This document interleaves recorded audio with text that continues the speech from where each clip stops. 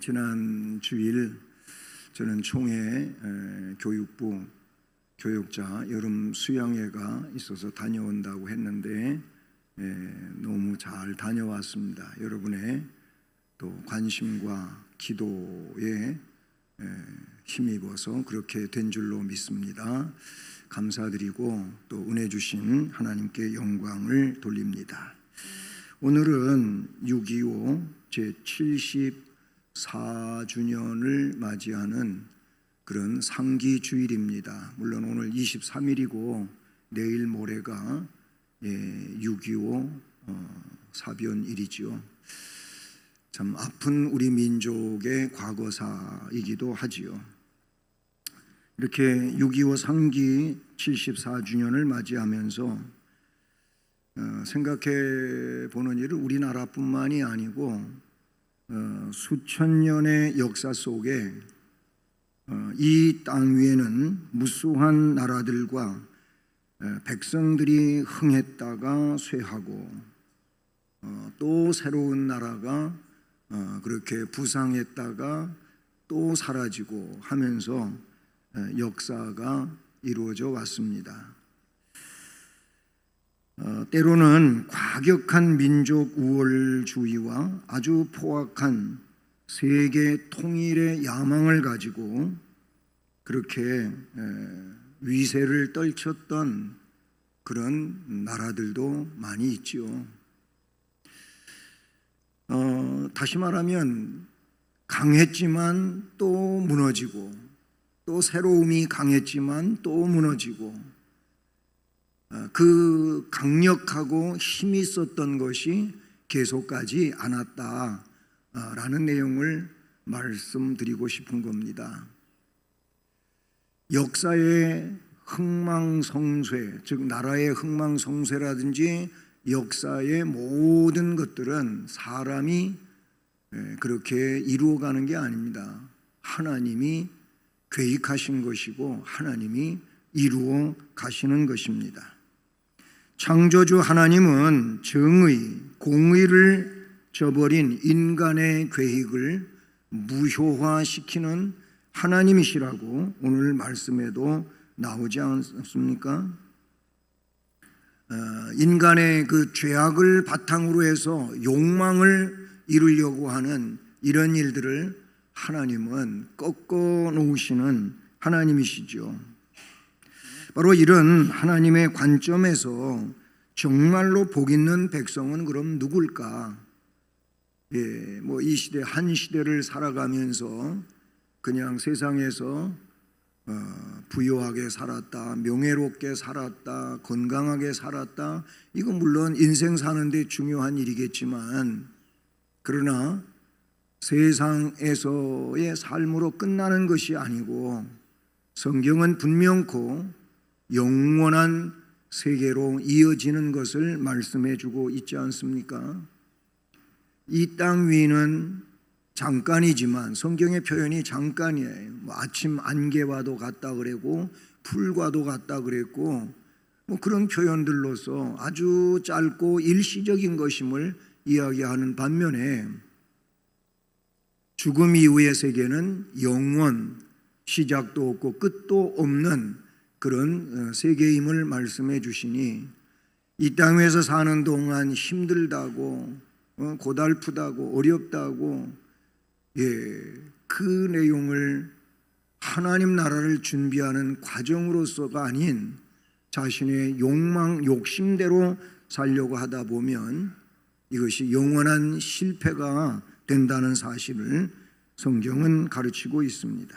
오늘은 주권자이신 하나님이라는 말씀 제목 가지고 우리 성도들로서 하나님 백성으로 이 땅에 살아갈 때 또 이 대한민국의 한 사람의 국민으로서 과연 하나님의 자녀된 우리가 어떻게 살아야 될까라는 것을 생각해 보고자 하는 것입니다. 하나님과 인간을 생각해 보면 우선 인간은 어떤 존재입니까? 물론 하나님하고 영적으로 교통할 수 있는 그런 아주 훌륭한 인간으로서 창조하시고 에덴 동산에 두셨습니다. 이 에덴 동산의 하와 아담은 완전한 것이었습니다. 그런데 그 완전함을 사탄이 헤집어 놓지 않습니까? 근데 사탄이 그 하와를 헤집고 아담도 무너지게 한 것은 최초의 시험은 다른 거 아니었어요. 돈도 아니었고 아니면 명예도 아니고 아무것도 아니었어요. 최초의 시험은 말 몇 마디입니다. 말 몇 마디. 예? 오늘날도 그래요. 제일로 큰 시험의 루트라든지 내용은 요 말이라는 겁니다. 말이 그렇게 무서운 거예요. 사탄이 말 몇 마디로 하와를 넘어지게 했잖아요. 그렇게 해서 죄를 짓고 하나님과 교통할 수 없는 그런 존재가 되고 동산에서 쫓겨나고 고난의 생을 살아가며 또 죽어야 되는 이런 존재로 전락하지요. 바로 이 인간은, 타락한 인간은 전적으로 무능하고 부패한 존재가 되어서 그 자체가 뭐냐면 어리석다는 겁니다. 어리석은 거예요. 사람의 IQ가 있고 EQ가 있고, 그래서 어떤 사람 굉장히 똑똑하다, 지식이 많다, 지혜롭다 이런 표현들을 쓰기도 하는데, 그러나 그 자체에도 문제가 크다는 겁니다.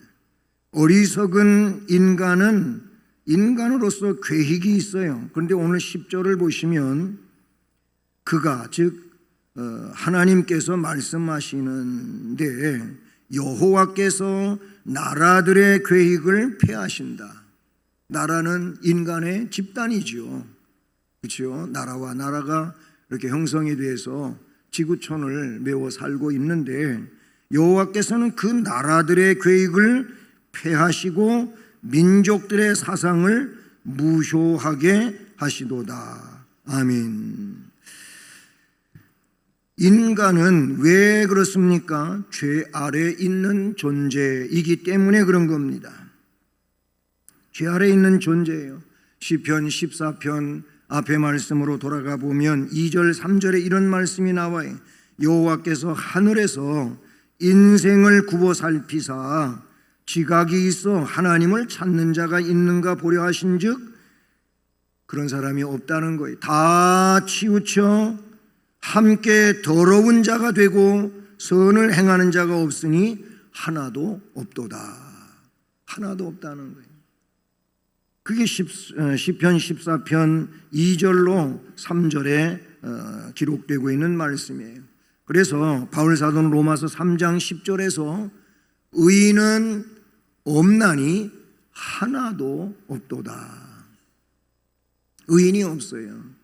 사람과 사람을 비교해서 이 사람은 좀 의롭고 저 사람은 불의하고, 이 사람은 좀 선하고 저 사람은 선하지 않고, 아니면 이 사람은 착한데 저 사람은 좀 악하고, 이렇게 사람이 사람을 생각할 때 그렇게 분류될 수 있겠지만, 사람이 착하다고 해서 선하다고 해서 의롭다고 해서 이 사람이 천국 가는 게 아니고 하나님의 마음에 드는 게 아니에요.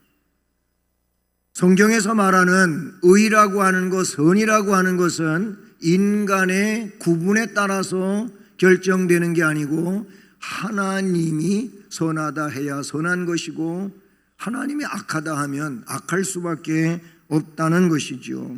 그런 차원에서 하나님이 보실 때 의인은 없다는 거예요. 하나도 없는 겁니다. 슬프게도 모든 인간은 다 죄 아래 놓여 있어요. 죄로 오염되고 물들어 있다는 겁니다. 그래서 죄인이니까 죄악된 인간의 계획이 드러난다는 겁니다. 그런데 이 계획은 결국 뭐 하는 거냐면 파괴를 일으키는 거예요. 파괴를 일으키는 거예요. 죄가 있게 되면 죄이 있는 곳에는 파괴의 역사가 일어난다, 그런 얘기예요. 하나님은 그 마음의 생각의 모든 계획이 항상 악한 인간을 지으신 것을 한탄하셨다고 노아 홍수 직전 상황에 노아에게 말씀하시기 전에 자신의 그 심기를 표현해 준 내용이 나와요. 인간이 생각하는 것이, 그 계획하는 것이 항상 악하다는 거예요. 그리고 창세기 9장 21절에서 그 타락한 사람의 마음에 계획하는 바가 어려서부터 또 악하다는 말씀이 나오고 있다는 사실이죠. 인간의 마음은 만물보다 거짓되고 심히 부패하다고 예레미야서 17장 9절에서 말씀하고 있습니다. 여러분, 우리 인간은 과학 문명을 극도로 발달시켰어요. 이번 총회 수련회에서 첫 번째 특강을 하셨던 이 한상민 교수라고 하는 분이 뭔 얘기를 주제로 했냐면은 이 AI에 대해서 이야기하고, 그리고 이런 AI가 지배하고 있는 시대 가운데서 결국 우리들이 어떻게 생명을 유지하고 살아갈 것이냐, 이런 얘기를 주제를 펼쳤어요.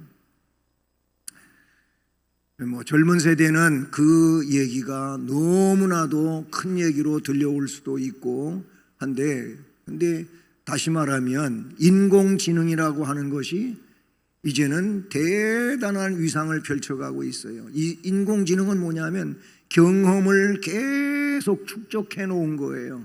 물론 기계예요. 감정은 없어요. 사람하고는 달라요.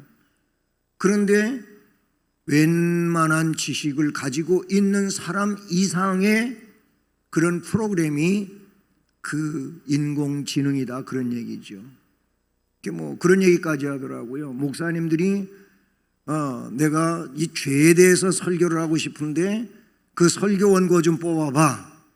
그러면은 그걸 입력해가지고 그 설교가 나온다는 거예요. 놀라지도 않지요. 그러니까 목사님들도 이거를 뭐 전적으로 의지하거나 그래서는 안 되겠지만 도움이 필요한 시대인데, 지금 나이 드신 목사님들은 이거하고는 거리가 멀다는 거죠. 이렇게 과학 문명이 발달하고 정말 극도로 나아가고 있는데, 여러분 한켠으로 생각해 보시면 얼마나 많은 것이 하나님이 만들어 놓은 자연 현상과는 달리 파괴되어져 있냐, 그런 얘기예요. 인간이 파괴한 거예요. 하나님이 파괴한 게 아니에요. 하나님은 파괴된 걸 자꾸 복원시키고 원래대로 돌아가게 하시고 자연 원리를 통하여 그렇게 하시지만, 인간들은 계속 왜 파괴가 되면 너무 편리한 삶을 살기 위하여 화석연료를 쓰게 되고 뭐 그랬잖아요. 요즘에 와갖고 화석연료의 문제점으로 뭐 오존층 파괴 내지는 여러 가지의 어려운 상황이 그냥 급박하게 생겨나고, 인간은 그 앞에 속수무책인 일들이 많이 있어요. 인터넷 뉴스를 아침 새벽 예후에도 잠깐 봤어요. 제가 그랬더니 중국 남부지방에 하루에 비가 뭐 500mm인가 몇 mm가 쏟아져 가지고 그냥 도시가 물에 잠기고 집이 무너지고 자동차 사실 무겁잖아요. 그런데 물에 그냥 둥둥둥둥 떠서 흘러내려가고 아주 무시무시한 일들이 나와요. 왜 이런 일이 벌어지는 겁니까? 왜 비 안 오는 곳에, 중국이 그 넓은 땅이긴 하지만 남부지방은 대홍수가 나고 그 중부 이후에는 그냥 흙이 완전히 물기가 없어가지고 바람에 날려갈 정도로 부서지는 이런 상황이 발생한다, 그 말이에요. 파괴가 일어난 겁니다. 파괴가 일어난 거예요. 인간이 그렇게 만든 거예요. 죄악된 인간들이 자신들의 편리와 욕심을 위하여 살다가 보니까 이런 파괴 현상이 일어났다, 그런 얘기인 것이죠. 그런데 그래서 하나님은 어리석은 인간의 계획을 무효화시킨다는 거예요. 하나님은 가인을 땅에서 저주받게 하셨어요. 사울을 그 권좌에서 끌어내리셨어요. 아합과 이세벨이 처참하게 전쟁터에서 죽게 만드셨어요. 이게 다 하나님의 예언된 말씀 가운데 있는 얘기인 겁니다. 예? 가인의 벌이 7배나 더한다고 하는 그런 이야기가 성경에 나오지 않습니까?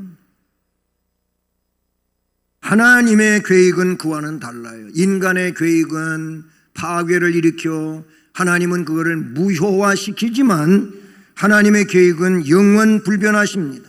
그래서 오늘 11절을 보시면 여호와의 계획은 인간의 계획을 폐하시고 사상을 무효화시킨다고 했는데 여호와의 계획은 영원히 서고 여호와의 계획은 영원히 서고 그의 생각은 대대에 이르리로다. 아멘.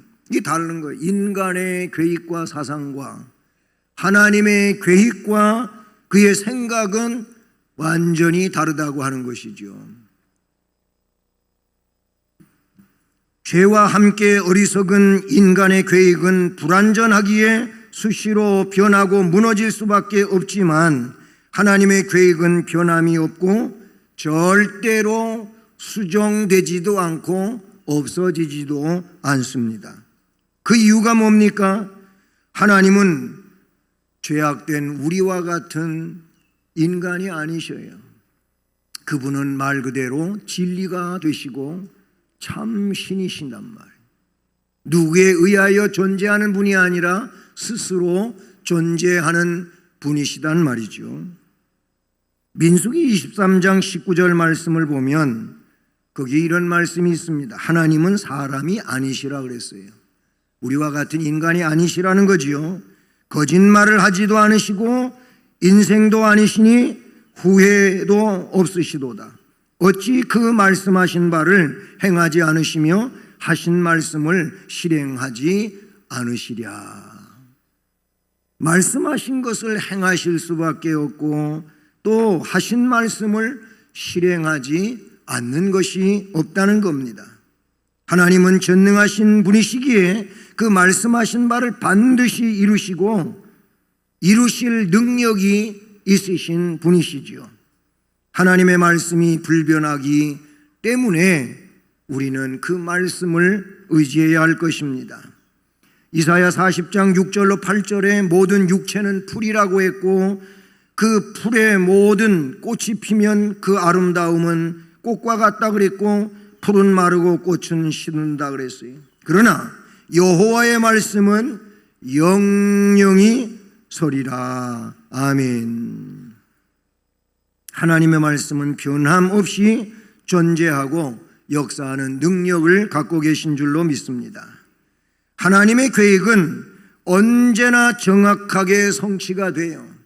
사탄은 나사렛 예수를 십자가에 못 박아 죽이면 끝장날 줄로 알았지만 그래서 예수는 십자가에 못 박혀 죽고 처참하게 죽고 장사가 지내져서 사탄이 승리한 것처럼 보였을 것입니다.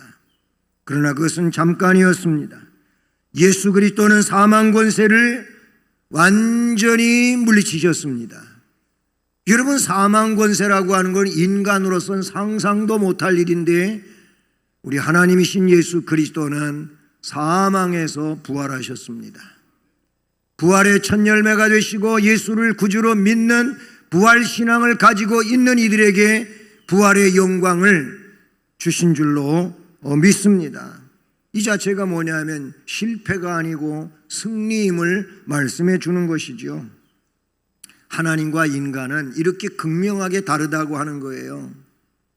근데 그 하나님은 감찰하시는 하나님이다 그 말이에요. 살펴보시는 하나님이다 그 말인 거예요. 가려놔도 보시는 하나님이십니다.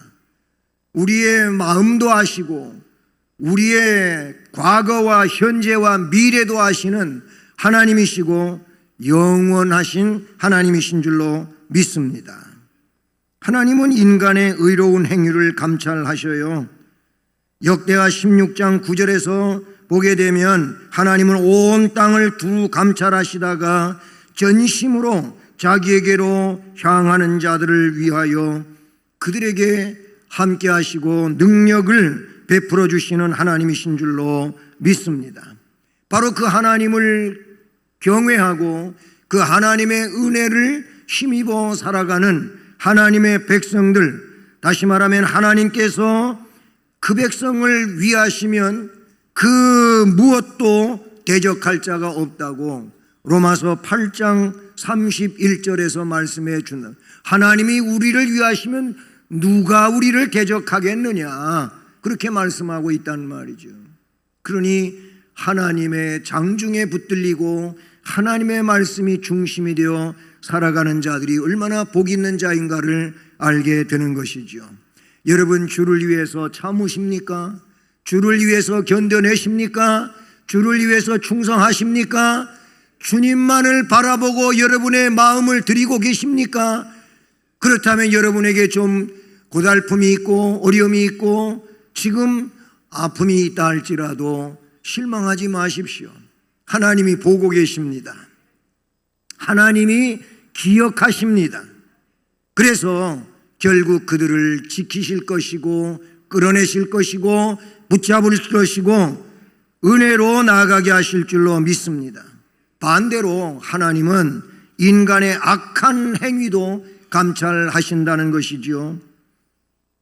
시편 11편 5절에 나오는 말씀에 하나님께서는 사람의 악한 행위를 벌하신다, 그 말이 하나님께서 가장 싫어하시는 악행이 있다면 하나님을 버리고 하나님보다 그 무엇을 더 사랑하는 겁니다. 하나님보다 더 사랑하는 게 우상이에요. 우상. 신상만 가지고 있어야 우상이 아니고 내 안에 탐욕의 마음이 하나님보다 더 커져 있다면 그 자체가 우상이라고 골로새서 3장 5절에서 말씀하고, 그런 것 때문에 하나님의 진노가 임한다고 하고 계시죠. 하나님은 이렇게 우상 섬기는 것을 가장 싫어하시는데, 우상이 뭡니까? 무지한 행위가 되는 것이죠. 하나님을 무시하는 이 행동이기 때문에 그런 겁니다. 그것은 곧 교만과도 같은 것이죠. 하나님은 교만한 자를 절대 용납하지 않으시고 물리치시는 하나님이십니다. 아모스 9장 8절을 보면 범죄한 나라를 주목하노니 내가 그것을 지면에서 멸하리라. 하나님이 범죄한 나라를 지면에서 멸하신다고 하셔요. 내가 지금 그를 주목하고 그를 깊이 바라보고 있다고 말씀하시죠. 실제로 소돔과 고모라가 극도의 죄악이 관영하고 결국은 유황불로 심판받은 일은 창세기에 잘 나타나고 있는 내용인 것이 아닙니까? 하나님은 인간의 악한 행위, 나라의 악한 행위도 감찰하시는 하나님이십니다.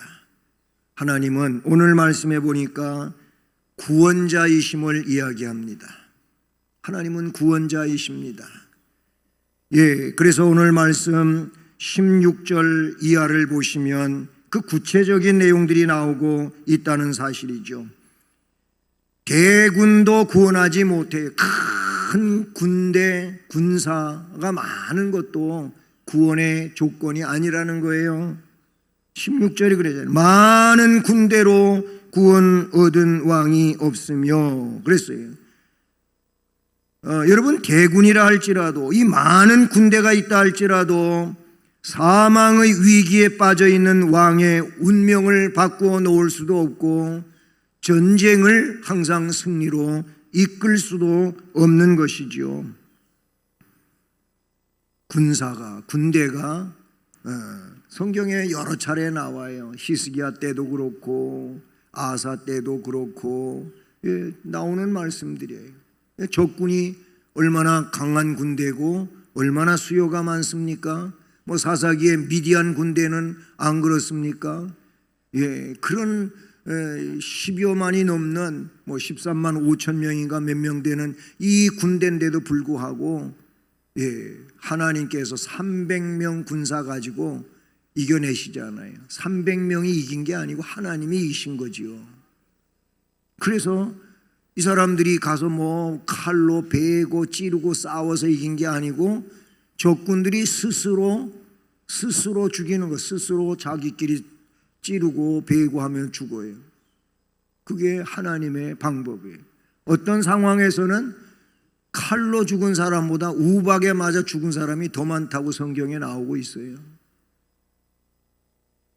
군사가 구원하는 게 아니라는 거예요. 또 16절에 용사가 구원해내는 것도 아니라고 이야기하고 있어요. 용사가 힘이 세도 스스로 구원하지 못하는도다. 우리는 이 내용을 골리앗과 다윗의 싸움에서 잘 알 수가 있지 않아요. 골리앗은 거대한 장수예요. 다윗은 소년이었고 전사가 아니에요. 다윗은.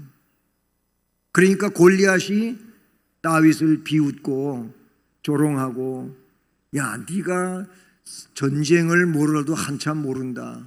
무슨 전쟁하는데 개 쫓으려고 몽둥이 가지고 막대기 가지고 나왔냐 이거예요. 이 물매채를 두고 한 얘기잖아요. 그런데 그렇게 큰 소리 치던 골리앗이 다윗의 돌멩이 하나에 쓰러지고 자기 칼로 다윗이 그 골리앗 칼 빼가지고 골리앗의 목을 다윗이 뱉잖아요. 여러분, 하나님이 하신 일이에요. 다윗도 그래서 하나님이 그냥 놔두지 않을 거라고 그렇게 표현했잖아요. 용사가 힘이 있다 할지라도 구원하는 게 아니고 하나님이 이기게 하셔야 이긴다 그 말이에요. 아멘. 이건 또 말씀에 뭐라고 나와요? 17절에는 구원하는데 군마는 헛되고, 군마가 헛되다는 거예요. 군인들이 사용하는 그 마차들 말하는 거예요. 예, 전쟁에 익숙한 경험을 가진 다윗은 군마가 아무리 위용을 떨쳐도 구원하지 못한다고 고백하고 있는 겁니다. 예, 터전이 폐허로 남아있는 것처럼 인생을 구원함에 있어서는 군마의 힘이 헛된 것입니다. 구원은 하나님께 속한 것이라는 겁니다. 아멘. 그렇습니다. 앞으로 돌아가서 오늘 본문 앞에 8절을 보면 하나님이 누구십니까? 온 땅은 여호와를 두려워하며 세상의 모든 거민들은 그를 경외할지어다. 여호와는 뭇 사람들로부터 경외의 대상인 거예요.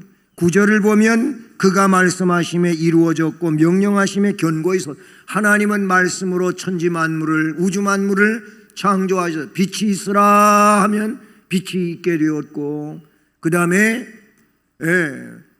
물과 묻이 나누어지라 하면은 땅과 육지와 바다가 생겨나게 되고, 이게 성경의 창세기에 나오는 말씀들이잖아요. 하나님은 말씀하시면 말씀하시는 대로 된 줄로 믿습니다.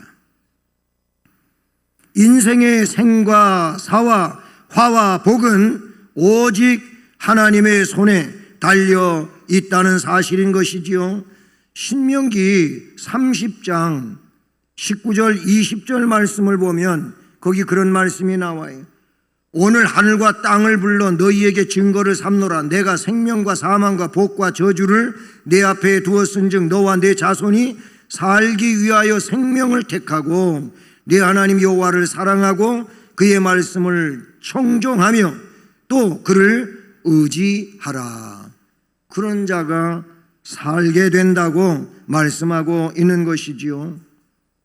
하나님께서는 자신을 경외하는 자를 구원하여 주시는 줄로 믿습니다.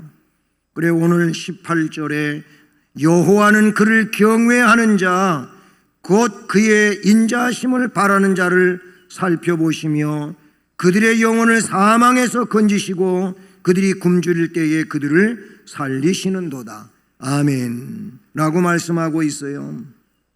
하나님을 경외한다고 하는 것은 하나님을 온전히 절대다로 믿는 겁니다. 그리고 그 하나님을 공경하는 것입니다. 그 하나님을 높여드리는 것이 하나님을 경외하는 것입니다. 루디아라고 하는 여인은 사도행전 16장 14절에 보면 하나님을 공경하는 여인으로 나와 있고 주님께서는 그의 마음을 열어주셔서 은혜를 받게 하시고 이 여인을 통하여 유럽의 최초의 교회를 세우는 봉사자가 되게 하시죠. 빌립보 교회가 루디아의 집에서 시작이 되었잖아요. 누구에게? 루디아라고 하는 하나님을 경외하는 이 여인을 통하여 역사를 이루셨음을 알 수가 있는 것이죠. 이처럼 하나님의 구원은 구체적이고 실제적인 줄로 믿습니다. 그들의 영혼을 사망에서 건져주신 하나님, 그들을 굶주릴 때에 살려내시는 하나님이신 줄로 믿습니다. 너무 잘 아시는 시편 23편은 다윗의 시편으로 하나님은 나의 목자시니 내게 부족함이 없으리로다, 그렇게 말씀하고 있잖아요. 그분께서 나를 사망의 음침한 골짜기로 내가 다닐지라도 나를 거기서 구원해 내시는 하나님이라고 다윗은 고백하고 있다는 사실이지요. 다윗은 많이 경험했어요. 하나님이 자신을 사망의 음침한 골짜기에 있을 때 지켜주시고 보호해 주시고 건져내 주신 거 다윗은 너무나도 많은 경험을 가졌었던 것이지요. 굶주릴 때에 그들을 살려내시는도다. 이미 창세기의 요셉 사건을 보면 하나님은 요셉을 애굽에 가게 하시잖아요. 물론 가게 되는 동기는 안 좋은 상황이었지요. 형들한테 팔려지게 되고 그래서 노예가 되고 죄수가 되고 이런 과정을 거칩니다만 요셉이 고백한 것처럼 이 흉년의 때에 이 굶주릴 수밖에 없고 먹을 게 없어 죽어갈 수밖에 없는 그때에 우리 가정을, 우리 가족을 살려내시기 위하여 나를 하나님께서 미리 애굽에 보내신 겁니다. 고백한 것처럼 말입니다. 하나님은 살려주시는 하나님이신 줄로 믿습니다. 하나님의 구원은 성경을 보면 너무나도 구체화되어 있고 실제적 내용으로 담겨져 있다는 사실이죠. 예수는 구원자이신 그는 자기 백성을 그들의 죄에서 구원할 자라고 했는데 사실 죄를 속량시키는 십자가의 죽음을 돌아가시고 부활하신 주님이시잖아요. 그 말씀 그대로 구체적으로 실제적으로 이루어진 내용이죠. 사랑하는 성도 여러분, 우리나라가 반토막 난 상황에서 이 한반도라고 불려지는 이 내용으로 6.25 이후에 쭉 왔습니다. 지금도 우리는 종전 상황이 아니에요. 전쟁이 끝난 상황이 아니고 그냥 휴전 상태에 있는 나라입니다. 세계의 유일한 남북한이죠. 북한의 동태가 요즘에 더 심상치 않다고 하는 보도들을 여러분들이 뉴스로 접하겠습니다만 이와 같은 때에 우리 믿음의 백성들이 해야 할 일은 무엇이겠습니까? 하나님이 이 나라를 붙잡고 계시고 이 나라를 하나님께서 지켜주시고, 왜냐하면 우리나라의 인구도 다른 어떤 수억이 있는 나라에 비해 가지고 작은 나라이지만 기독교 인구는 하나님 백성은 그 어떤 나라보다도 많아요. 그런 나라예요.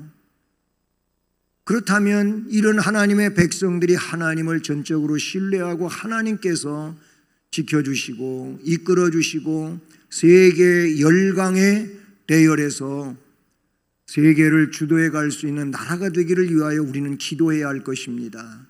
그것이 하나님 백성으로서 이런 말씀들을 보면서 우리가 해야 할 일인 줄로 믿습니다.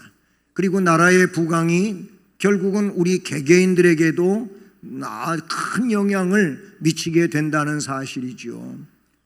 개인이 잘 되면 나라가 잘 된다는 것보다 나라가 전체적으로 부강해지면 그 나라 안에 살고 있는 국민 또한 삶이 여유가 있게 된다는 사실을 우리가 기억해야 될 줄로 믿습니다. 이런 하나님을 신뢰하고 나라와 민족을 위하여 기도하는 우리 모든 성도들 되기를 주님 이름으로 축복합니다.